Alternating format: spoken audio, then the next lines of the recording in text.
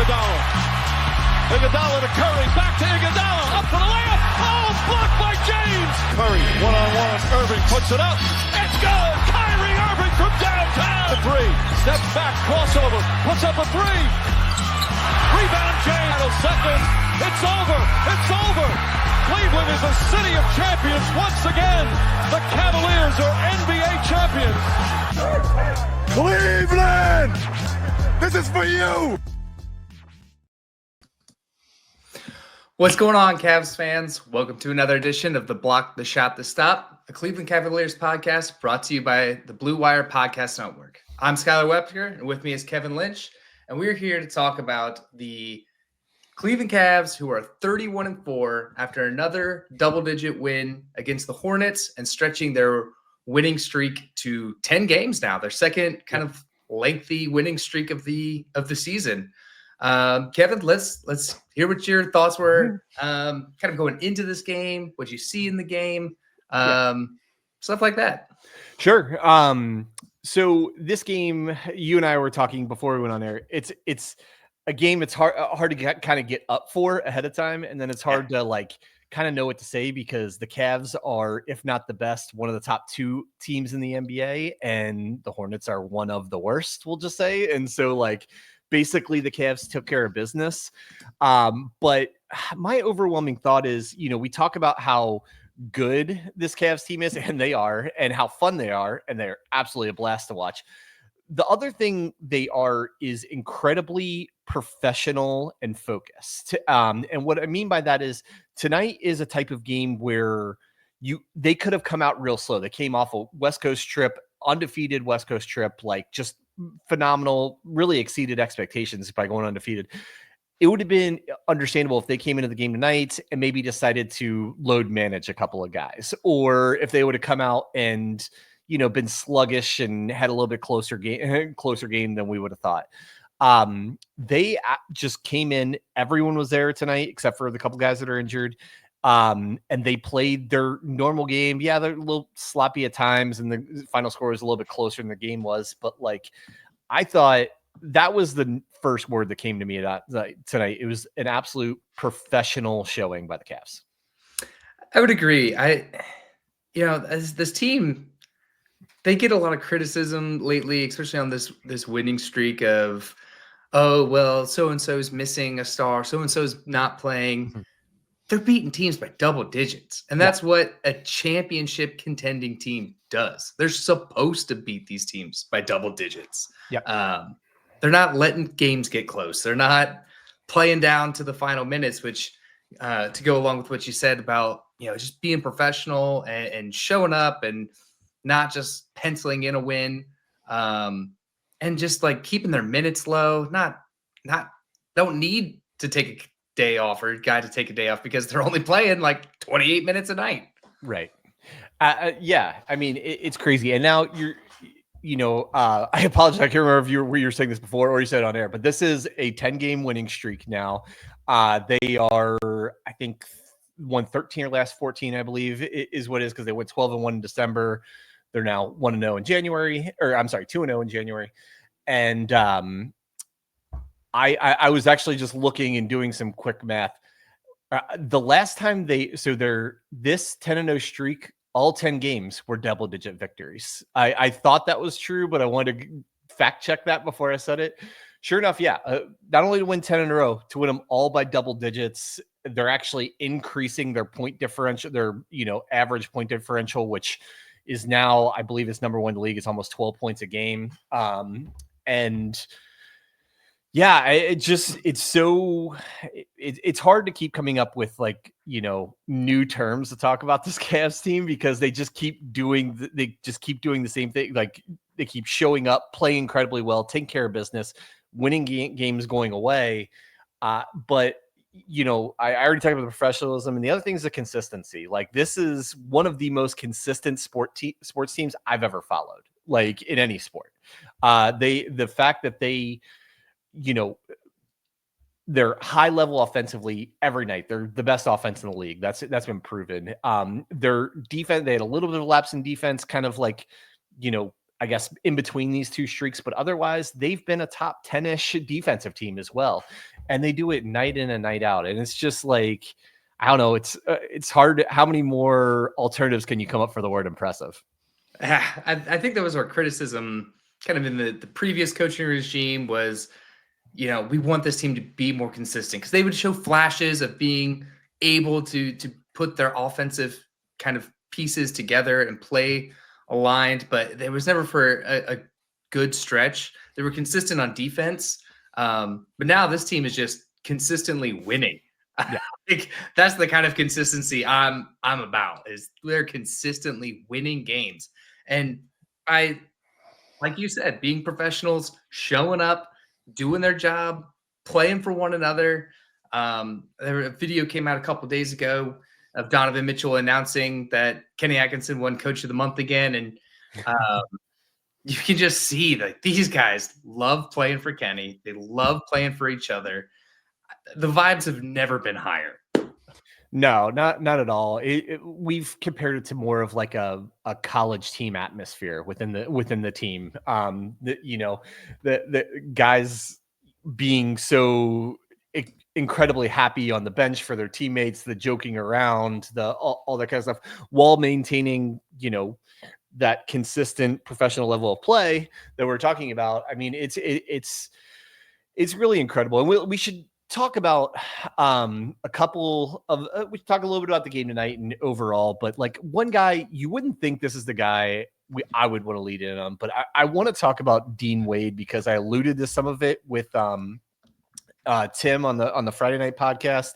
We're going to talk more about it when we do the live one on Tuesday, but so Dean Wade, just solid game tonight, 6 points, 4 rebounds, like he just contributing all over the floor like he normally does. So as impressive as the Cavs are 31-4 as a team, when Dean Wade's in the lineup, they're 25-1. And wow. This isn't just this year. The last 2.5 years, basically since they got Donovan Mitchell, their record now with Dean Wade in the lineup is 92-31.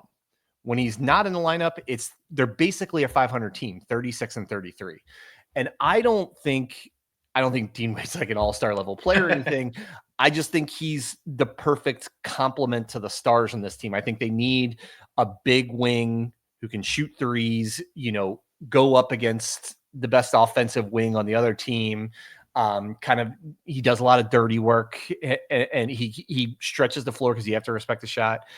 And so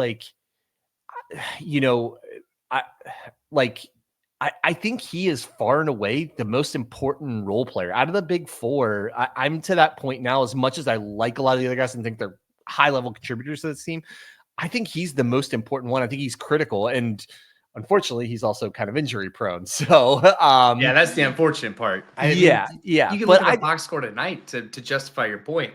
All of the starters outside of Dean Wade, nearly 20 points tonight.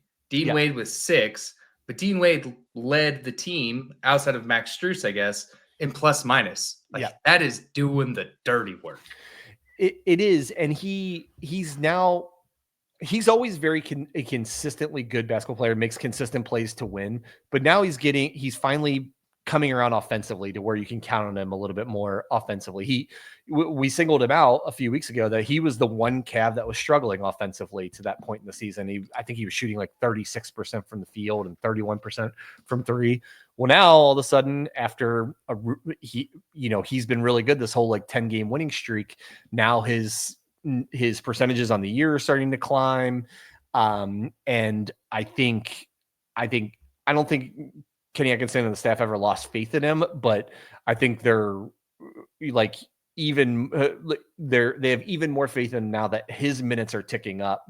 He's actually getting a handful of those Okoro minutes that are, were kind of up for grabs when he got hurt. So I just think, and I always like to circle back if I'm ever critical of someone, because a little bit critical of Dean Wade, and he is completely picked up his play. He is an absolutely crucial point to this part to this team. And I just kind of wanted to make sure we called that out because I think he has been a really key figure in both of these winning streaks. He was good at the beginning of the year, and then he kind of got hurt and struggled, and then he's been really good in this 10-game winning streak, and to the tune of, they're 25-1 when he's in the lineup. That's wild. That's a wild stat for the year. Leading into like kind of along those lines, you know, he's picking up his percentages are starting to climb. He's starting to kind of turn his offensive numbers around. A banana stat on this team is that the Cavs have 6 guys shooting over 40% from three. Yeah. None of those guys are Max Strus, Dean Wade, or Sam Merrill, who you could argue are their 3 best 3-point shooters. Yes. In Dean, again, well, I guess not in Dean Wade's defense, that Dean Wade's been shooting about 50% from 3 for the last month. Now his percentage started out so low that he's only up to 37% now for the year, but he's really picked it up. But you're right. And this team has amazing shooters, and I've said this before, but it's worth reiterating. They get such high quality looks. And that was one thing I wanted to bring up, is that I think the biggest key, and there's so many keys, but the biggest key to why this offense runs so well is because they have a lot of guys, but in particular Garland and Mitchell, that consistently break down the defense. And they break down the defense, and it leads to a drop off to Jared Allen for a dunk, or Evan Mobley, or kick out to a wide open 3. I think all these guys are shooting career highs because they're good shooters, but then they're also getting the cleanest looks that they've ever gotten in their career. That's absolutely true. You know, I think the only person, you said it the other night, that the only person that takes any kind of contested shot is Donovan Mitchell, and he's the one that you're okay with taking, of course, contested shots. Yeah, he's one of the best shot makers in the NBA. You want him taking any shot, just about any shot he can get. Absolutely. And just kind of going on, like Jared Allen, another double-double tonight. He was a guy that we kind of circled around, said, you know, his offense is kind of dipping. You know, he's got to kind of get some stuff realigned.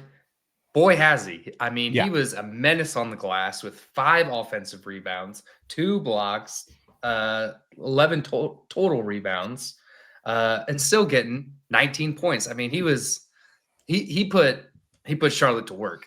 Yeah, he does. And I think the one thing, I think Jared's biggest strength offensively, I guess 2 things. One, he's great at positioning himself to get a drop-off pass when these guys, you can see he makes these subtle movements to like pivot, like take 2 steps one way to kind of open up a passing lane when Garland or Mitchell or anybody's driving to the basket. The other thing, he has great hands, because a lot of these passes, like he handles passes that are down around his knees and then just takes it straight up to finish. I think that's really his 2 biggest attributes offensively, is how good he is positionally to like get himself in a good position to receive a pass. And then having just really great soft hands to kind of, you know, handle even the more difficult ones. I would add a third in there into like his top 3 skill set with offensively. It's just his footwork when he is down low. He can pivot, get guys on birds. I mean, he can get guys flying around. I think that's something that's super. I put it on our X account. Like, he will never get the credit that he deserves, but he is an absolutely sensational talent. Well deserving of being a multi-time All-Star. Agreed. And on a team where, another reason it's so much fun, it seems like all super likable guys that like each other and everything. Jared Allen might win like homecoming king on this team, as far as if it was a popularity contest. Like, I don't think anyone is more beloved in the locker room, by the coaching staff, and maybe even by the fans, than Jared Allen. He's such like a lovable character. He's always smiling. The goofy thing he does when he gets called for a defensive 30 seconds is just hysterical. And the whole team, this team is full of guys you want to root for, and he's like right at the top of the list. Is it possible to be like a star of the team and a glue guy? Like he's both. Yeah. No, I mean, it's a great call, because he he's kind of like, when you describe a guy like that, I think of like Ben Wallace on the Pistons in like the early 2000s. Like he was a star, but he was a star by doing all of the little things to help you win. He didn't have like eye-popping stats or anything, right? So like I think the answer is yes. I think you can absolutely be a glue guy and make all the winning plays, but not have the lofty stats and still be considered a star. He's proven it. I'm so happy that he got an extension. I thought maybe he was going to be the odd man out. Yeah. But I'm so happy he got an extension. Yeah. Moving on to kind of another key point I wanted to bring up was Evan Mobley tonight.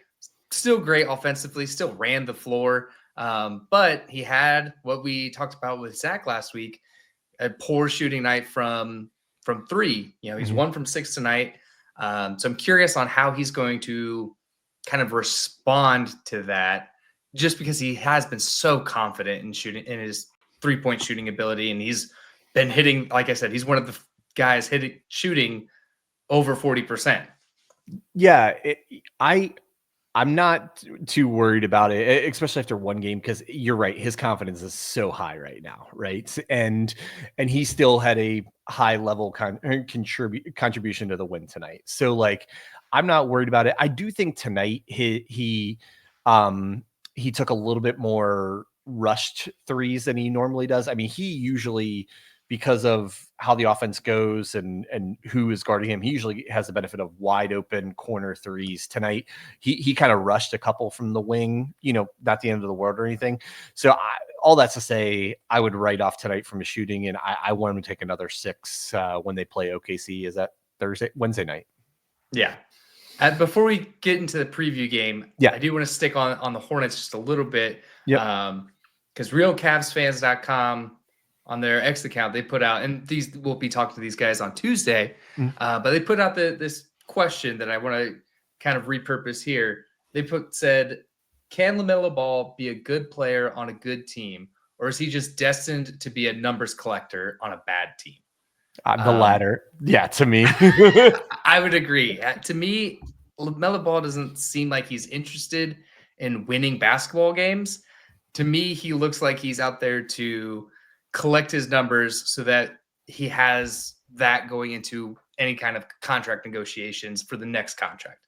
I don't think he really cares if he's in Charlotte or the Wizards or Cleveland. I don't think he really cares about winning games. I think he seems like a guy that's just here to collect checks.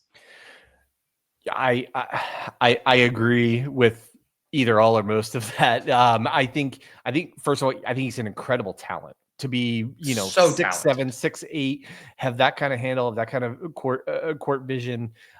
He is a really good shooter, even if he has a little bit of a funky shot, but he doesn't make winning plays. He takes a lot of low quality shots. Like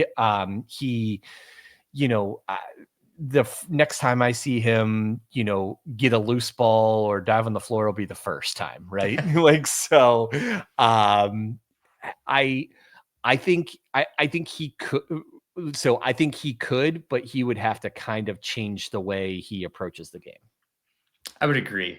And nothing will be as bad as Lonzo's shot when he went to the Lakers, or when he first got drafted by the Lakers. Do you remember that? Yeah. Where he was like throwing across his body. Yeah. The funny thing is, before obviously he's had horrible injury luck with his knee, but like Lonzo got to the point where he was actually making a lot of winning plays, and I could have seen him as a good contributor on a winning team. But LaMelo, yeah, I mean, does he have the talent to? 100%. But if he was going to be a contributor on a winning team, he would have to change a lot of the way he plays.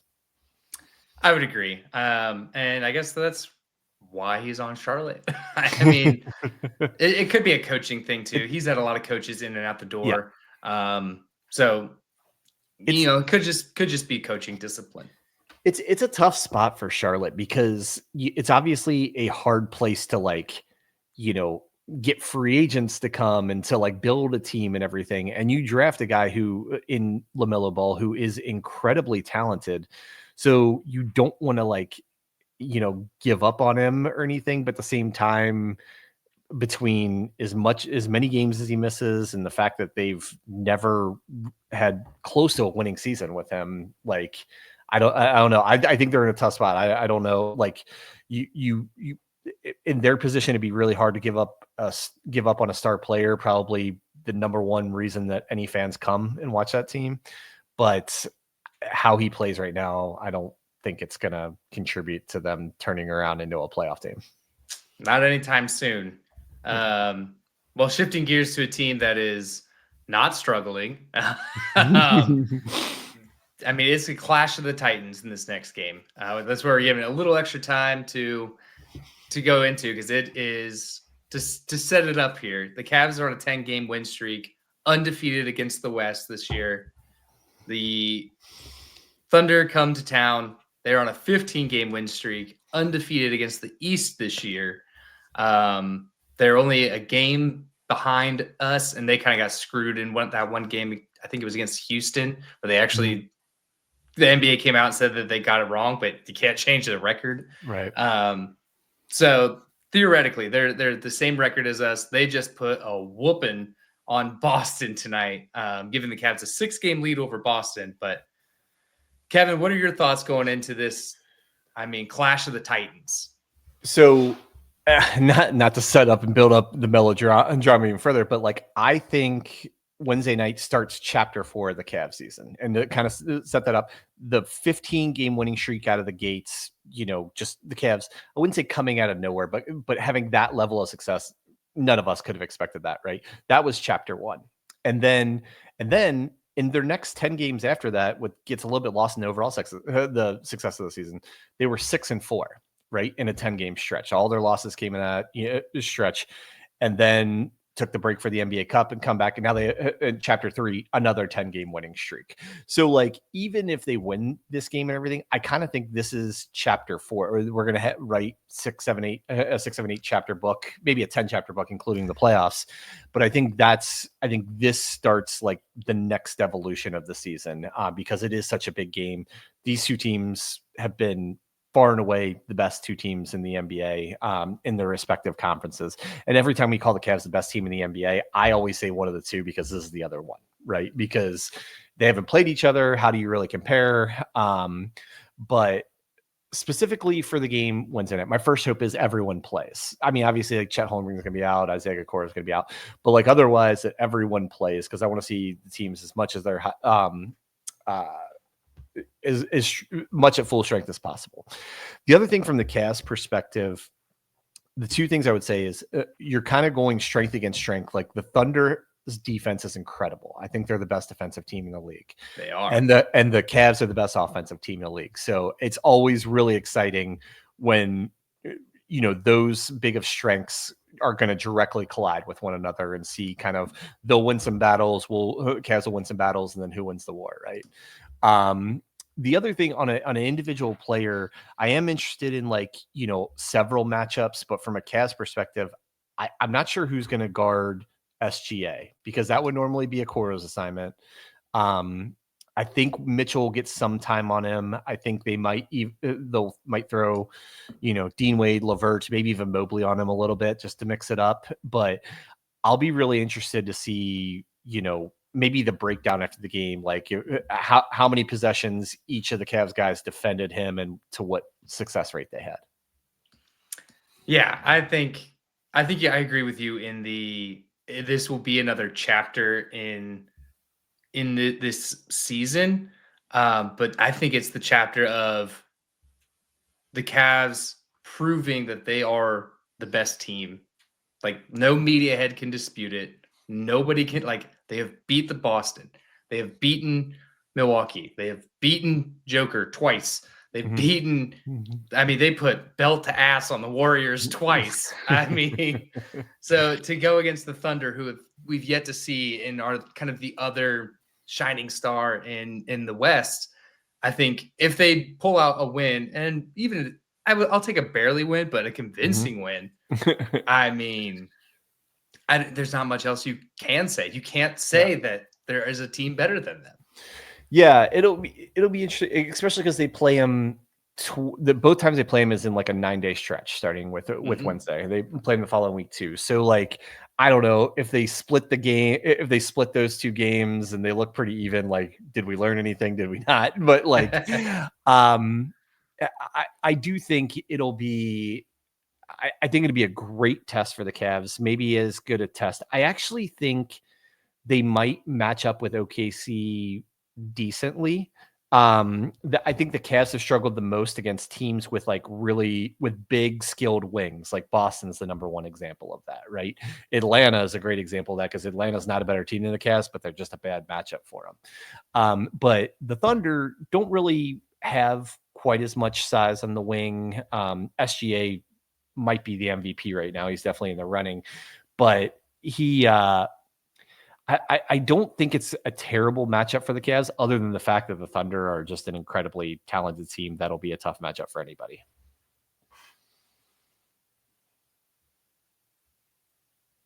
Skylar, you're muted. Technical difficulties. I know my Wi-Fi went out and I switched to my backup network and then it kept me on mute when it brought me back.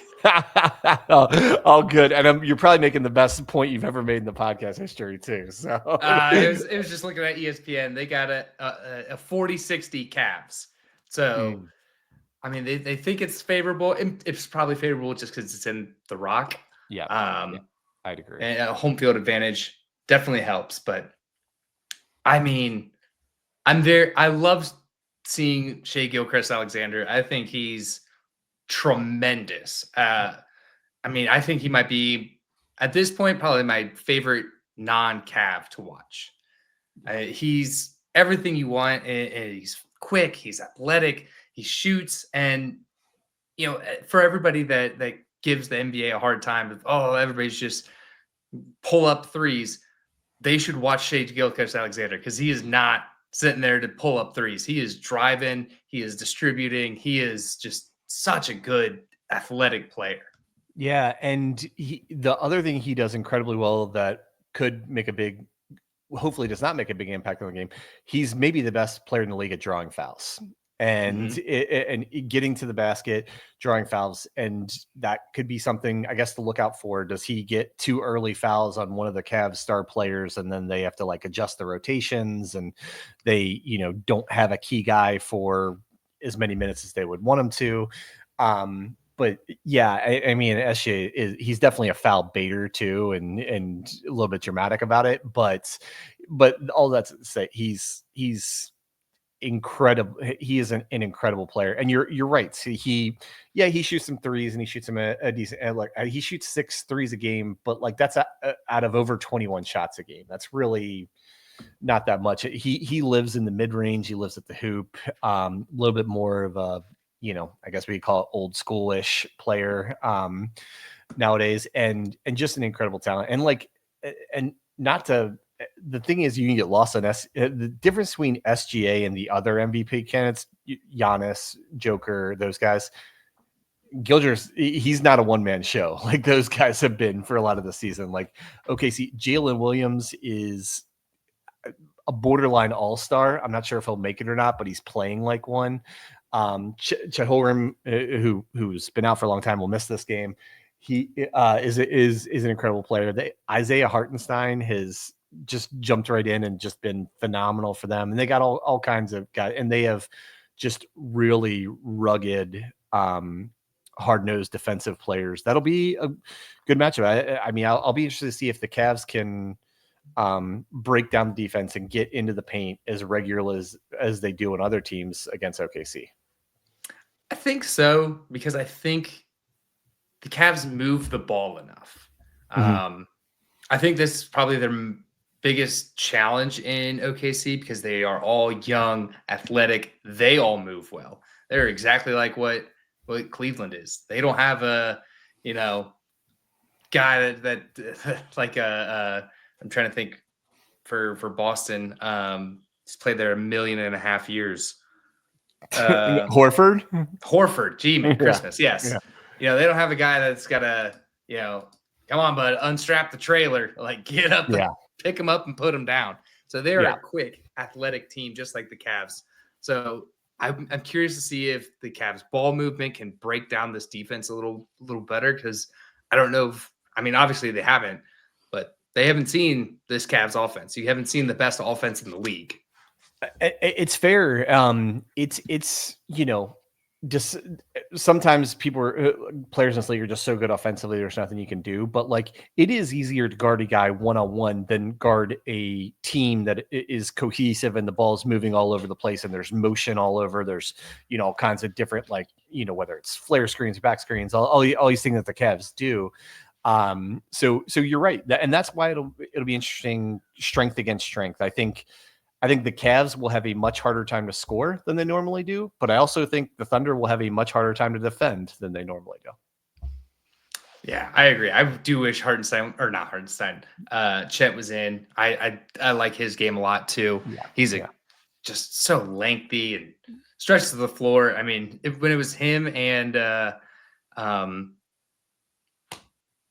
Wemby coming out of the draft, I mean, those are 2 home runs. I mean, you can't get wrong with those. And funny enough, do you know whose pick OKC used to get to get Shai Gilgeous-Alexander? Well, Shai Gilgeous-Alexander was a trade with the Clippers. You mean when they drafted Chet? Yes. Was that also a Clippers pick? Part of that. No. It wasn't a Clippers pick. It was a Charlotte pick. Oh, God. Charlotte, or the Clippers had Charlotte's first round pick. He's picked 11th. Oh, gosh. And they just, how great would that have been, to have Charlotte have Shai Gilgeous-Alexander and LaMelo Ball? I mean, that would be dangerous.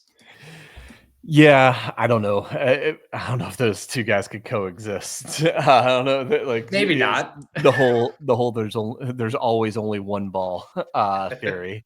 But yeah, man, I'm very excited. I think, especially by the time Wednesday comes, I'll probably be as up for this game as I was the 2 times they played Boston this year. Right? I mean, I think I still think Boston is going to be the Cavs' number 1 challenger they'll have to go through in the Eastern Conference. But say they do kind of ride this momentum into the playoffs and they make it to the finals, like, this Thunder team is definitely the odds-on favorite to be the one sitting there from the Western Conference. Agreed. I think we have a finals matchup. Yeah. Or on Wednesday. So cool, man. Before we get out of here, I just want to remind everybody that on Tuesday, we're going to be talking with realcavsfans.com. They're going to come on and we're going to talk about the trade market, what this stellar Cavs team has been all year. Kind of why the national media refuses to talk about Cleveland.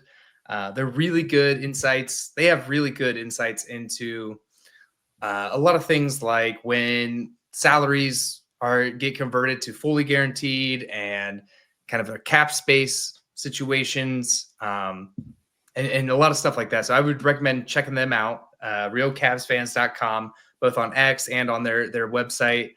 But we'll be talking with those guys on Tuesday before this clash of the Titans against OKC.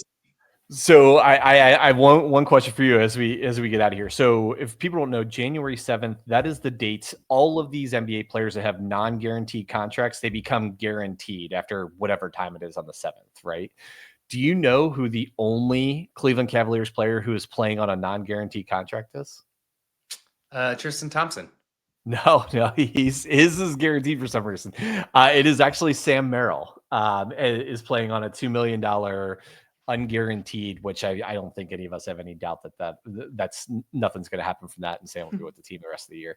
But no, I actually just found that out a few days ago. I didn't realize it. But yeah, no, the guys from Real Cavs fans, they're a great list. I enjoy listening to them. I'll definitely enjoy, talking Cavs, talking, all things about what this Cavs season has been and what it could be here Tuesday night.